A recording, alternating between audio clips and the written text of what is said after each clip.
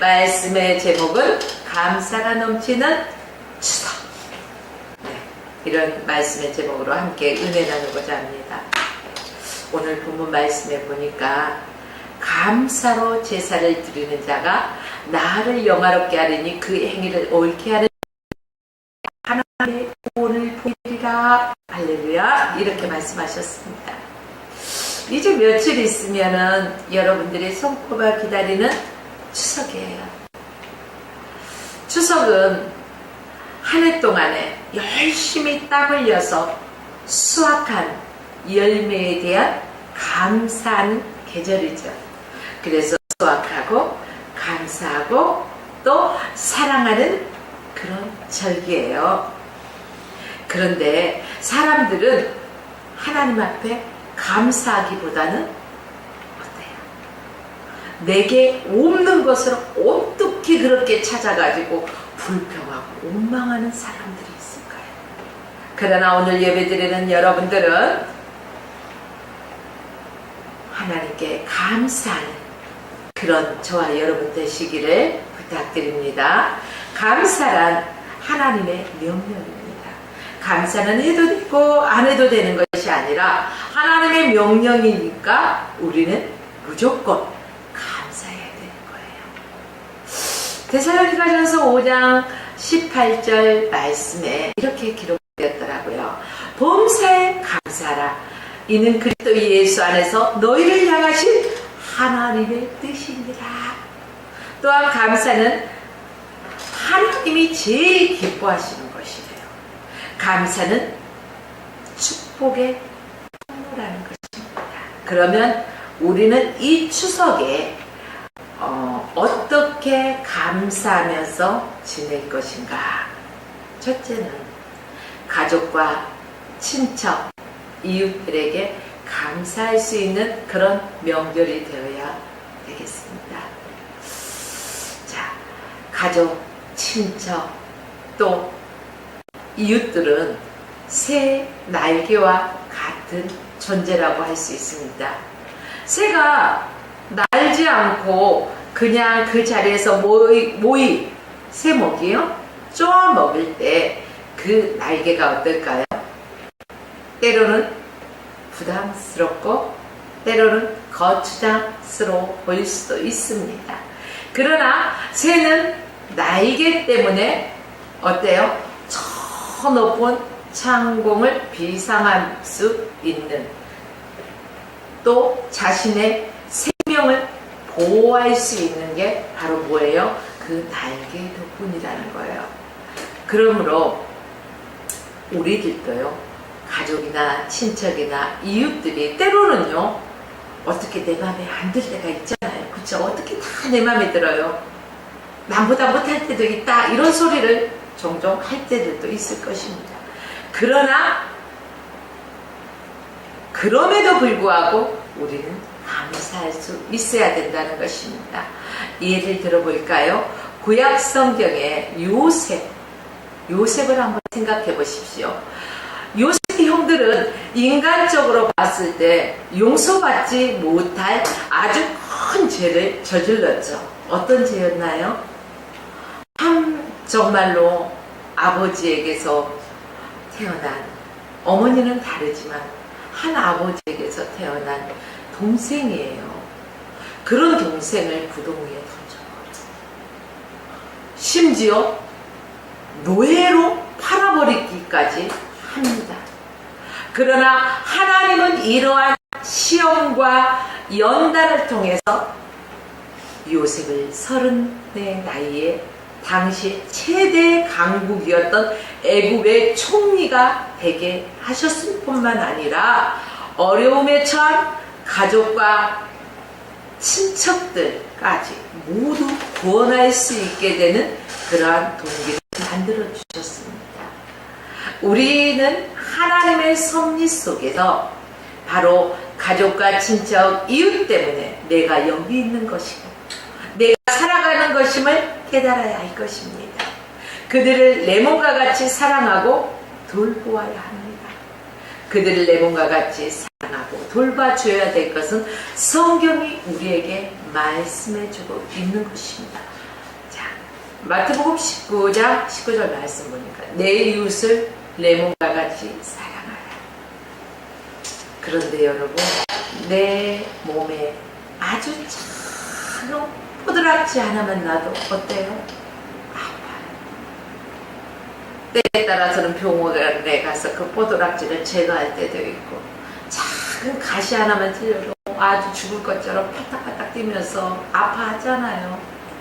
그런데 내 형제나 내 이웃의 아픔을 보고 여러분 그만큼 아파합니까? 반대로 내 이웃과 내 형제가 기뻐할 때 정말로 함께 기쁨으로 동참해 줍니까? 여러분, 죽고 사는 것이 혀의 권세에 달려 있습니다. 그러므로 가족과 친척과 이웃을 향해서 어리석게 죽이는 말을 하는 것이 아니라 우리는 살리는 말을 해야 할 것입니다.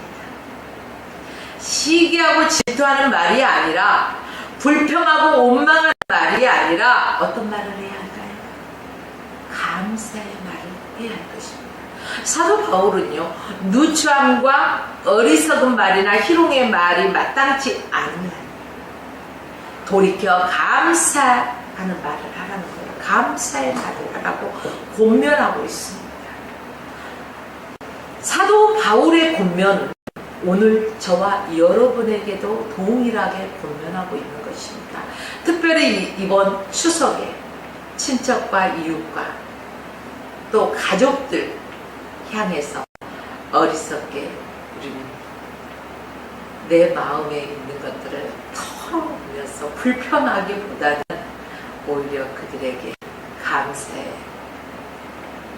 말을 하면서 은혜로운 명절 연휴가 되었으면 좋겠습니다. 둘째는요, 부모와 조상에게 감사하는 명절이 되어야 할 것입니다. 현대인들에게 부모와 조상들에게 감사하는 그런 말을 하잖아, 감사란 말하잖아요. 보면은 부모가 나에게 잘해준 게 있어야지 감사하죠. 누구누구는 금수저네. 나는 뭐예요? 누가 나달라겠어요? 심지어 이런 소리들도 하는 것들을 볼 수가 있습니다. 이게 뭘까요?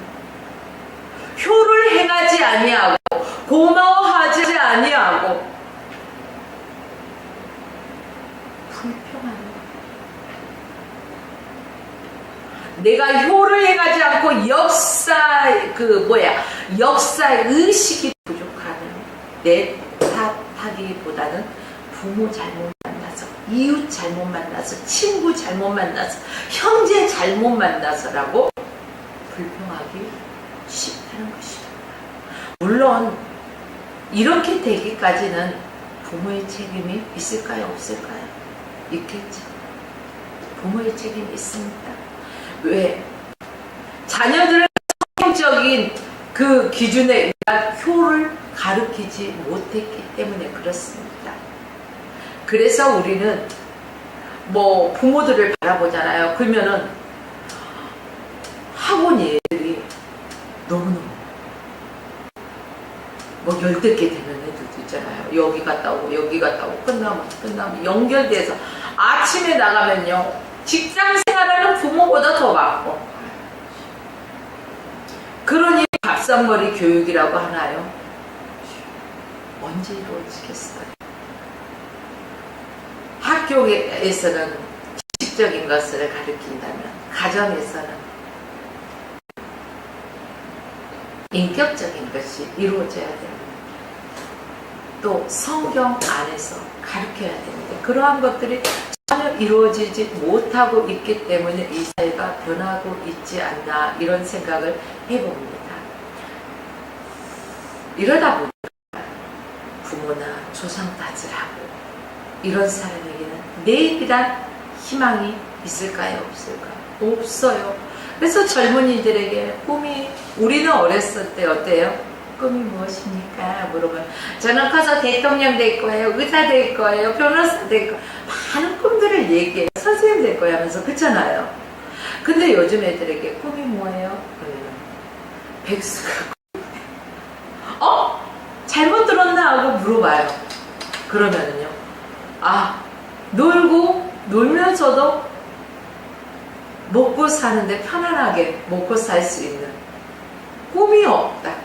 그냥 하루하루 살아가는 게. 그렇기 때문에요, 오늘 벌어서 오늘 쓰고 저축이라는 게 거의 없는 수준의 많은 젊은이들이 살아가는 안타까운 모습을 볼 수가 있습니다. 지금은 없을지라도 내일이 있어야 된다는 거죠. 지금 현재 내가 고난 가운데 있고 비록 지금은 어려움 가운데 있다 할지라도 내일의 희망이 있다면은 어때요? 우리가 오늘 웃을 수 있고 기뻐할 수 있고 감사할 수 있고 열심히 살아갈 의욕과 힘이 있다는 것입니다. 사랑하는 여러분들이요, 우리는 하나님의 명령대로 감사하는 삶을 살아가십니다. 부모님이 살아 계시는 것에 대해서 감사하십시오. 저는요, 부모님이 다 돌아가시고 안 계셔요. 계실 때는 큰 것들을 못 느꼈어요, 빈자리들을. 그러나 부모님들이 돌아가시고 나니까 그 빈자리들이 느껴지더라고요. 그래서 맛있는 것들을 보면 우리 엄마가 좋아했던 거, 우리 아버지가 좋아했던 거, 우리 어머님이 이걸 좋아했었지, 우리 아버님은 이걸 좋아했었지 라는 등등의 것들을, 어떤 것들을 바라만 봐도 그분들이 생각이 나더라고요. 좀 더 지혜로웠다면 그분들이 살아 계실 때 더 열심히 잘 섬겼을 텐데 그러지 못했던 게 좀 아쉽습니다. 그러나 여러분, 부모님이 살아 계시는 것에 대해서 감사하십시오. 또 부모님이 만약에 편찮으시면은 그 부모님 케어하느라고 여러분들 얼마나 힘들겠어요. 그러나 부모님들이 건강하신 것에 대해서 감사하십시오. 또 만약에 부모님들이 연약한 병상에 있다 할지라도 내가 건강하게 그분들을 찾아가 뵙고 또 그분들을 케어할 수 있다는 것에 감사하십시오. 내가 건강하지 못하다면 행할 수 없는 일들이 많잖아요. 내가 건강함에 대해서 감사하십시오. 또 혀를 받으실 수 있는 것, 어르신들, 그것에 대해서도 감사해야 되고요. 이 모든 게 자녀들이 마땅히 감사해야 될 일이라는 것입니다. 감사는 행복의 원천이라는 것이죠. 평화는 감사의 나무에서 피어나는 아름다운 꽃이라고 말할 수가 있습니다. 한 가정에서 부모에 대한 감사가 넘쳐나고 자녀에 대한 감동이 날마다 감동이 피어난다면 그 가정처럼 아름다운 가정은 없을 것입니다. 자녀는 부모에게 감사하고 부모는 자녀에게 감사할 수 있는 가정들이 되어지기를 주의 이름으로 축복합니다. 세 번째는 국가에 감사하는 명절이 되어야 할 것입니다. 현대인들은 가족, 친지, 또 뭐예요? 이웃, 그리고 부모에게 감사하지 않을 뿐 아니라 대한민국이라는 국민이라는 사실에 더더욱 감사하지 않는 사람들이 많다는 것이죠. 돈이 좀 있다면 어떻게 해서든지 해외로 나가는 사람들도 빈번한 것을 볼 수가 있습니다. 그러나 불신자들은 나라를 비판할지라도 우리 성도들은 이 나라와 민족을 살아가고 하나님이 보호하시는 이 나라를 눈물로 부르짖으며 회개하며 기도해야 될 줄 믿습니다. 왜 그럴까요? 하나님은 역사의 주관자이십니다. 하나님은 역사의 주관자로서 이 나라를 통치하시고 계십니다.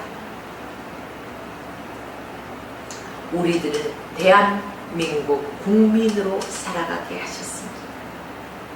인간의 생사복을 주관하시는 분이 하나님이십니다. 여러분이나 나를 이 땅에 또 이 세상에 이 우주에 또 대한민국 사람을 통해서 대한민국 땅에 태어나게 하신 것 감사하자는 것입니다. 저와 여러분이 만약에 공산화 국가에서 태어났다면 예수를 마음대로 믿을 수 있을까요? 생각할 수 없을 것입니다. 그러나 종교의 자유가 있는 이 대한민국 땅에 태어나서 오늘도 우리는 누가 교회 가서 예배 드린다고 여러분들을 핍박하던가요? 아니잖아요. 자유롭게 하나님 앞에 나와서 예배 드릴 수 있는 이 자유를 주신 하나님께 감사해야 되고, 이 자유로운 땅에서 대한민국 땅에서 우리가 하나님을 찬양하고 경배하면서 예배 드릴 수 있다는 것에 대해서 감사해야 할 것입니다.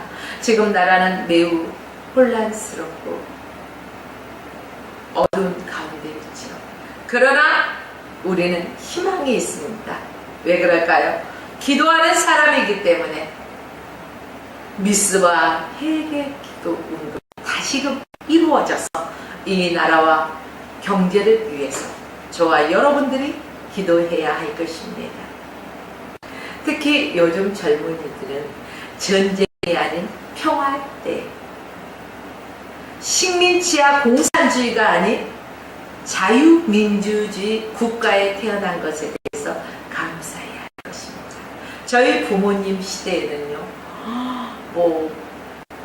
전쟁 시기, 그래서 어린 나이에도 전쟁에 나가고, 어떤 이들은 전쟁 중에 태어난 이가 있고, 또 어린 나이에 전쟁을 당하다 보니까 전쟁 중에 부하가 된 사람들, 여러 가지 상황이에요.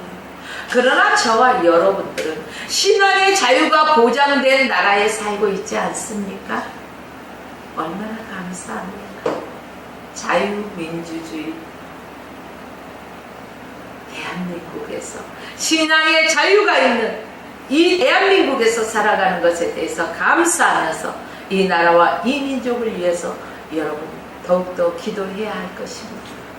네 번째는 자연에 감사하는 명절이 되어야 할 것입니다. 자연에 감사라는 것은 자연을 신격한다거나 우상 숭배하라는 말이 절대 아닙니다. 자연은 하나님께서 인간의 삶의 터전으로 주셨습니다.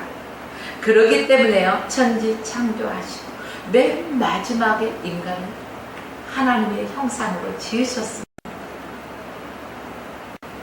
자연을 통해서 인간에게 삶과 또 많은 힐링할 수 있는 것들, 하나님이 주신 이 천지 만물을 보면서 우리가 하나님을 찬양하고 하나님을 경배할 수 있게 하셨다는 거예요. 여러분, 대자연에 나가보십시오. 얼마나 아름답습니까? 어떻게 사람이 그렇게 만들 수 있겠어요? 하나님의 솜씨입니다. 말씀으로 천지를 창조하신 그 하나님, 이 자연을 누구에게 주셨어요? 저와 여러분들에게 누리라고 주셨어요. 그렇기 때문에 이 자연도 훼손시키지 말고 우리가 하나님께 감사해야 할 것입니다. 또 자연의 그 감사라는 것은요, 우리 자연보호 캠페인 있어요, 없어요? 지금도 있을까요? 그래요. 자연을 사랑하라는 거예요. 보호하고 사랑하라는 거예요. 그 안에서 얻어지는 것들이 있어요. 이렇게 자연 나무들이 숲속에 가면 피스톤치, 그러면 우리 사람에게 건강에 좋다고 하잖아요. 좋은 공기가 있고, 그렇기 때문에 이 자연이 주는 것들이요, 귀한 거예요.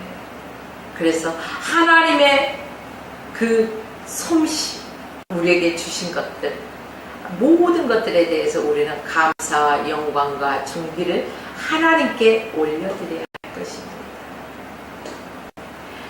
그런데 그 도시인들은요, 뜨거운 태양과 휘몰아치는 그 태풍을 견디면서 생산된 소산물, 이것에 대해서 잘 몰라요.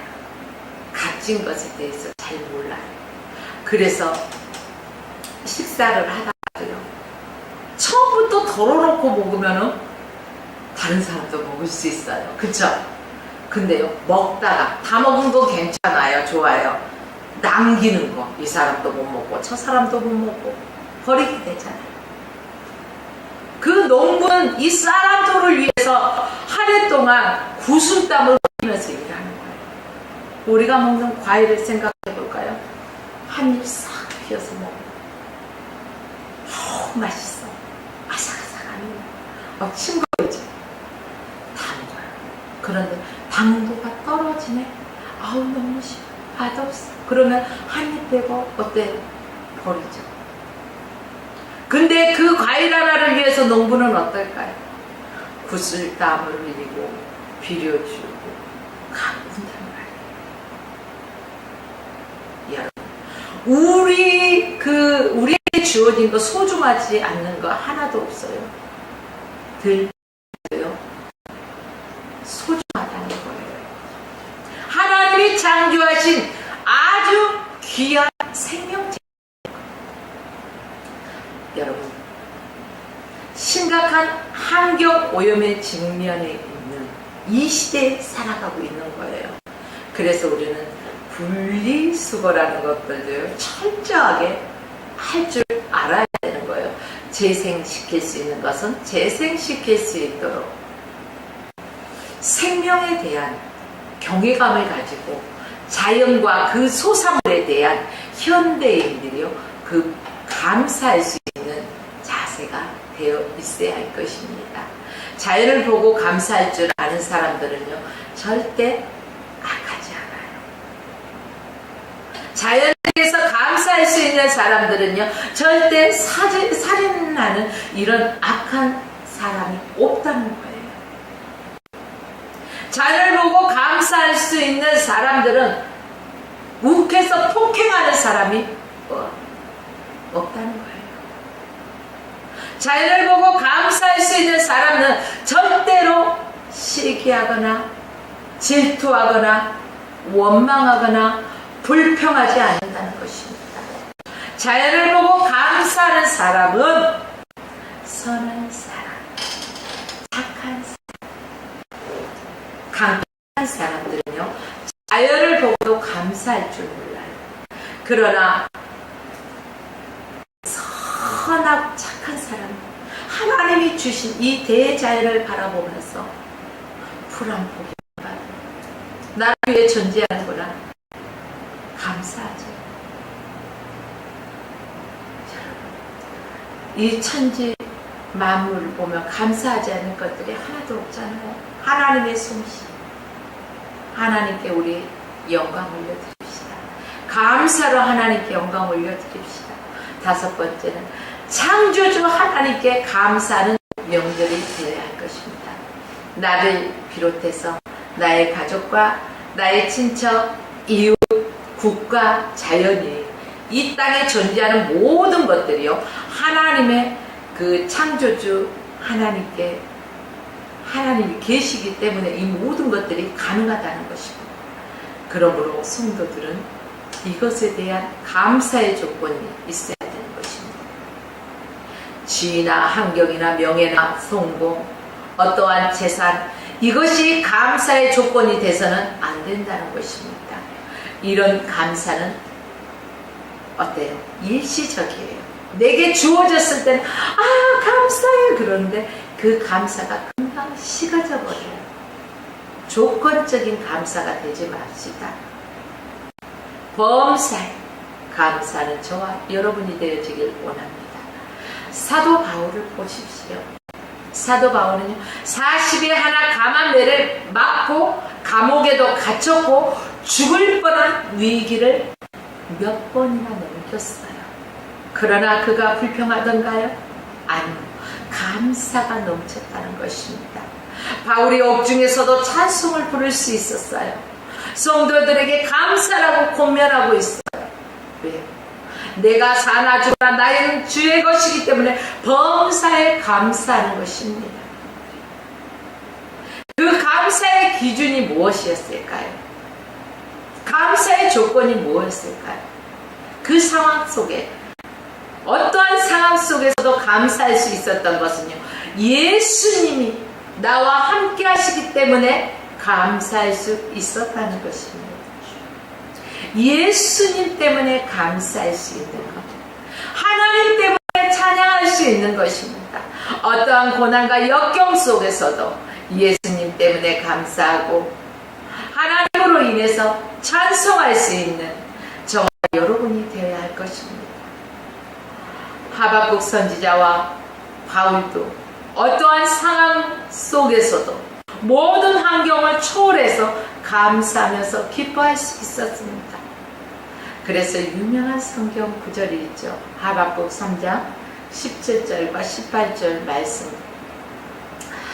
비록 무화과 나무가 무성치 못하며 포도나무에 열매가 없으며 감람나무에 소출이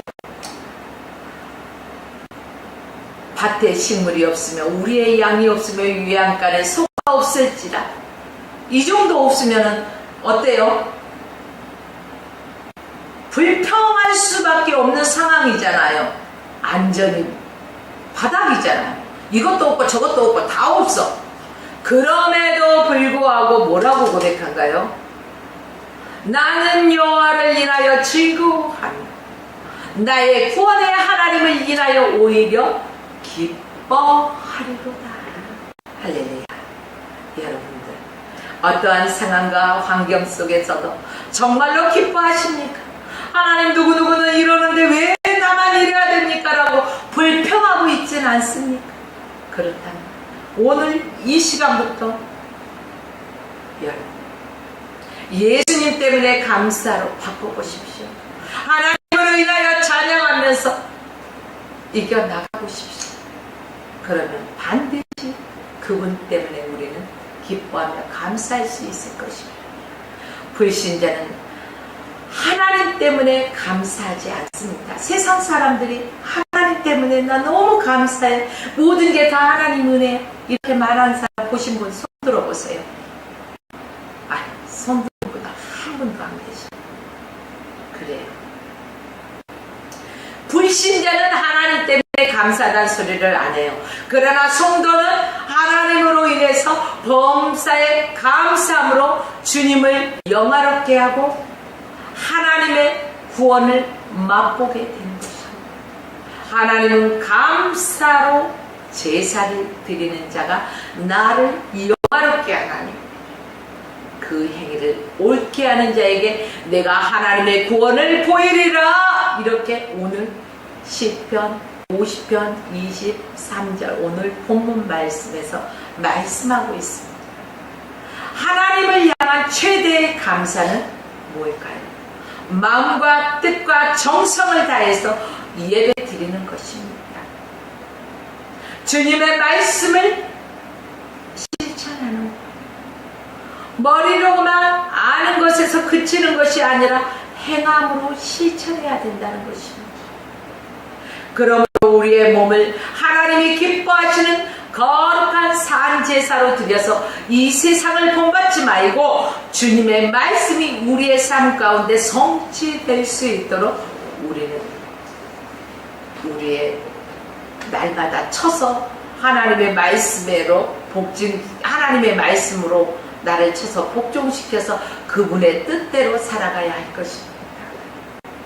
우리의 신앙 회복, 삶의 회복은 잃어버린 감사를 회복하는 데서 시작하는 거예요. 여러분의 삶이 회복되어지길 원하시죠? 신앙이 회복되어지길 원하시죠? 그러면 감사하십시오. 그리 아니하실지라도 나는 여호와로 인하여 즐거워하며 감사하는 그러한 저와 여러분이 되어야 할 것입니다. 이제 말씀을 정리합니다. 우리의 신앙 회복을 위해서 우리는 뭐든지 감사합시다. 저 사람이 비록 나를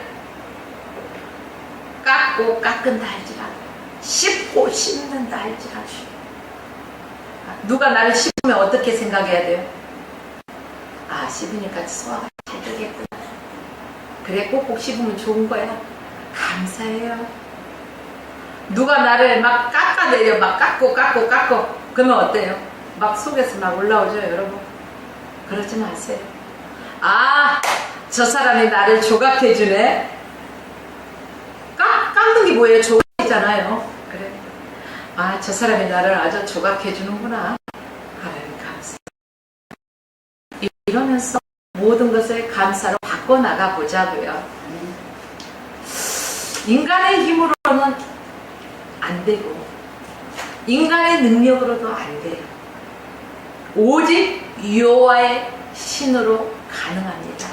그러려면 어떻게 해야 될까요? 이 안에 내가 가득 차 있으면은 깎고 귀에만 대봐 내가 너를 납작하게 이럴 거예요. 그러나 성령이 충만하면 아유 조각해 주셔서 고마워요. 조각해 주셔서 감사해요. 라고 말할 수 있을 거예요. 여러분 이게 오직 여호와의 신으로 가능하다는 것입니다. 그러나 저와 여러분들은 그렇기 때문에 성령 충만한 삶을 살아야 할 것입니다. 그러므로 예수 믿고 구원받아서 성령의 충만함을 덧입어서 날마다 감사로 축복의 문을 어떻게 쬐끔이 아니라 활짝 여는 저와 여러분 되시기를 주의 이름으로 축복하며 오늘 말씀을 마칩니다.